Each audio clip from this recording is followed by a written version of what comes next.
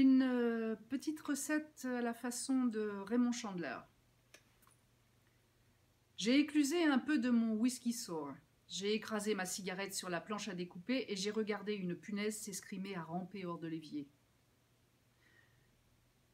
Ce qu'il m'aurait fallu, c'était une table chez Maxim's, une centaine de dollars et une blonde explosive. Mais je me retrouvais devant un gigot d'agneau sans mode d'emploi. J'ai empoigné l'articulation. Elle était aussi froide et moite que la poignée de main d'un médecin légiste. J'ai pris un couteau et j'ai débité l'agneau en morceaux. Comme j'avais la lame bien en main, j'en ai profité pour émincer un oignon. Et avant de me rendre compte de ce que je faisais, une carotte gisait en morceaux sur le marbre. Aucun n'avait moufté. J'ai balancé le tout dans la casserole, avec une poignée de brins d'aneth, une feuille de laurier, quelques grains de poivre et une pincée de sel. Tant pis pour eux, je me suis dit. Ils l'ont bien cherché. Et j'ai couvert le tas de bouillon de volaille avant de monter le feu. Je voulais que ça mijote lentement, aussi lentement qu'il est possible de faire mijoter quelque chose. 1h30 et une demi-pinte de bourbon plus tard, il n'était plus si coriace que ça. Moi non plus d'ailleurs. J'ai séparé la viande des légumes et je l'ai couverte pour la maintenir moite. Je tenais toujours mon couteau sans que la moindre sirène ait retenti.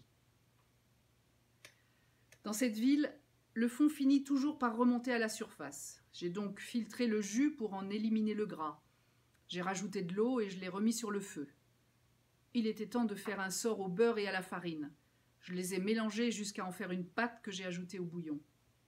À défaut de fouet, j'ai pris mon air de bœuf pour tabasser les grumeaux jusqu'à ce que la pâte soit bien lisse. Comme ça commençait à bouillir, j'ai laissé frémir pendant 2 minutes.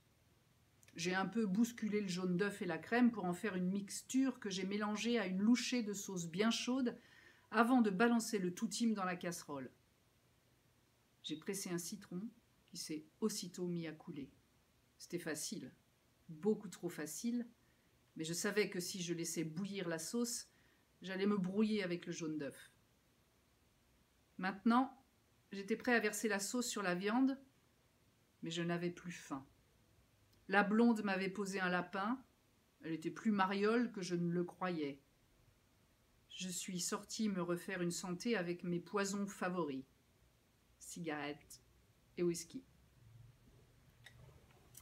Mark Crick, la soupe de Kafka, un recueil de recettes à la manière de. La traduction de cette partie est de Patrick Rénal.